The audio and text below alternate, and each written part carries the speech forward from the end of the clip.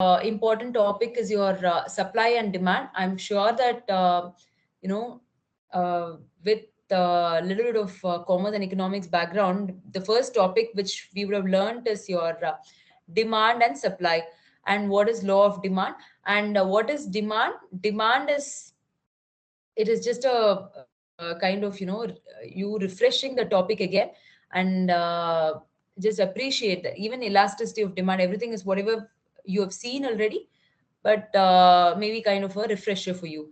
So what does it say? What is demand? Demand in economics, it is actually, somebody should be willing and able to purchase. That's the most important thing. Willingness and ability is, ability are two different things. You actually want to buy something, but if you don't have the ability to buy something, then that will not constitute real demand, isn't it? You want to buy, you now say, Manikandan, you want to invest uh, in that prestige property which is coming in OMR. So you want to do that. So I'm assuming that you're also able to do that, but the demand is always, backed by, only if the willingness is backed by ability to purchase that, then that will be construed as real demand in economics. Okay, so that is demand. And your law of demand, your tabulation, all that is based on the assumption, very important assumption in law of demand. What is the assumption? There is an inverse relationship between price and quantity demanded. There is an inverse relationship between price and quantity demanded. When price increase, quantity demanded falls, and when prices fall, quantity demanded increases. There are obviously a lot of exceptions to this law of demand also, but general rule is this only. There is an inverse relationship between your price and demand.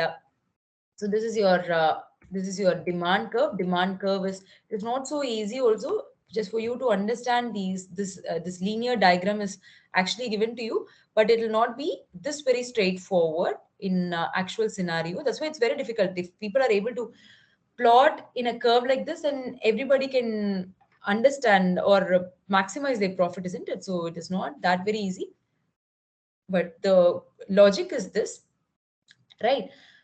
And demand curve is always downward sloping. And if you look at the supply curve, it is the opposite of that. What is the supply curve? Your supply curve is upward sloping. And what is supply? Supply is the quantity that producers are willing and able to offer for sale at various alternative prices at a given point of time, right? So it is at that point of time. That is also very important. Demand at that point of time and supply at that point in time, because over a period of time you will be able to, increase or decrease your supply or demand. But what are we actually looking at? We are looking at the demand and price at a particular point in time, right? So with that note, what is change in quantity demanded? A change in quantity demanded is nothing but a movement in the same demand curve. So if you look at this particular diagram, so change in quantity demanded is nothing but a movement in the same demand curve. When if prices increase, your quantity comes down, and then if prices decrease, then your quantity demanded increases. So it is the movement in the same demand curve, that is your change in quantity demanded. But what is change in demand? What is change in demand? It is very important to differentiate this. I'm sure you would have done this, but yeah, just be sure. So this a change in demand, that what is causing the change in demand? It is something over and above price. Okay, so that is your change in demand as such, increase or decrease in demand.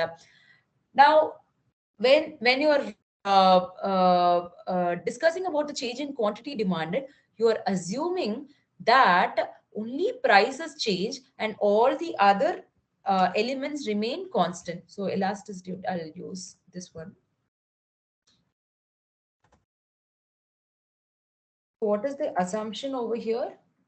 You are assuming law of demand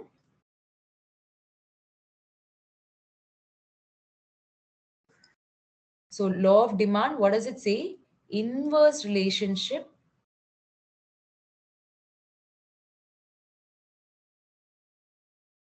between price and quantity. Inverse relationship. Okay. So in this inverse relationship, if we are plotting in a curve,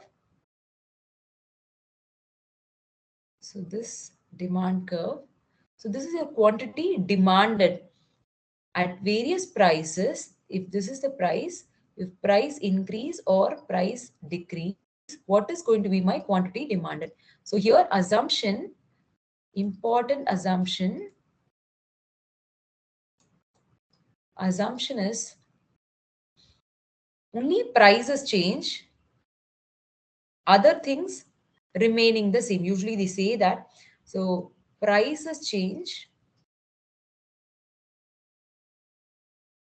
and all other factors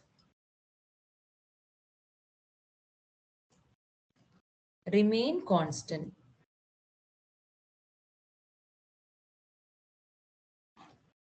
So, so you're basically your change in quantity demanded. Maybe this is 100.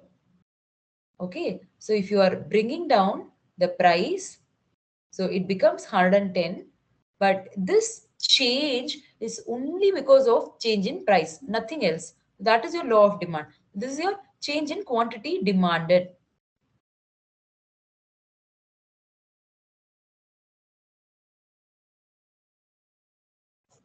Now, change in demand itself, change in quantity demanded. Now, change in demand.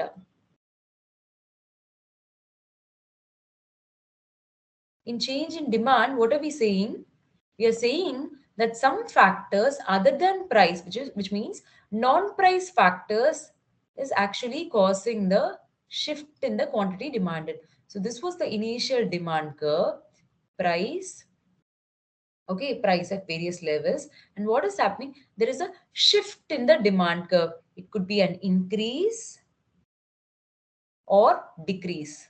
The terms used are increase and decrease. Here the terms used are expansion and contraction of demand. Within the curve, it is called expansion and contraction of demand. Here the terms used are increase and decrease in demand. So there's an increase in demand at the same price. Price is the same. So if you take this demand curve, then quantity is so much. If you take this demand curve, the quantity is so much. So prices remain the same, but your demand is high.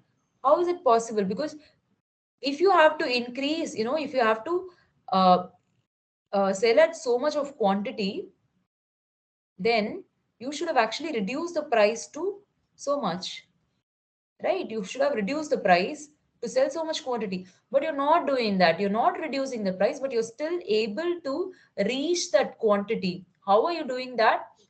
So what are the non-price factors which cause the increase in demand? The price of other goods, disposable income, consumer tastes and preferences, disposable income. So we just now saw that something was you are not able to spend because your income was low, but now because your income is higher, with the same price, you're actually able to buy.